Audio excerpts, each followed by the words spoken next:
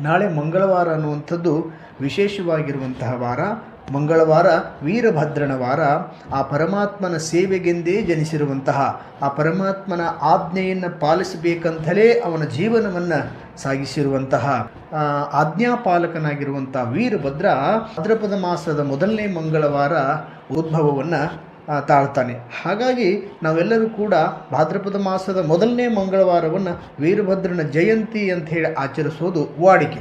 ಇಂತಹ ವಿಶೇಷವಾಗಿರುವಂಥ ದಿನವನ್ನು ನಾವೆಲ್ಲರೂ ವೀರಭದ್ರನ ಭಕ್ತರು ಹೆಂಗಿದೀವಿ ಅಂದರೆ, ವೀರಭದ್ರ ಅಂದ್ರೆ ಹೆಸರಿನಲ್ಲೇ ಇರುವಂತಹ ವೀರತ್ವವನ್ನು ಹೊಂದಿರುವಂತಹ ವೀರಭದ್ರೇಶ್ವರನ ಭಕ್ತರೆಲ್ಲರೂ ಕೂಡ ನಾಳೆ ಭಕ್ತಿ ಶ್ರದ್ಧೆಯಿಂದ ತಮ್ಮ ತಮ್ಮ ಮನೆಗಳಲ್ಲಿ ಆಗಿರಬಹುದು, ತಮ್ಮ ತಮ್ಮ ಗ್ರಾಮದ ದೇವಸ್ಥಾನಗಳಲ್ಲಾಗಿರಬಹುದು, ಗ್ರಾಮದ ಮುಖ್ಯ ಸ್ಥಳದಲ್ಲಾಗಿರಬಹುದು, ವೀರಭದ್ರೇಶ್ವರ ಜಯಂತಿ ಮಹೋತ್ಸವವನ್ನು ತಾವೆಲ್ಲರೂ ಕೂಡ ಭಕ್ತಿ ಶ್ರದ್ಧೆಯಿಂದ ಆಚರಿಸಬೇಕು ಅನ್ನುವಂಥ ನಾಳೆ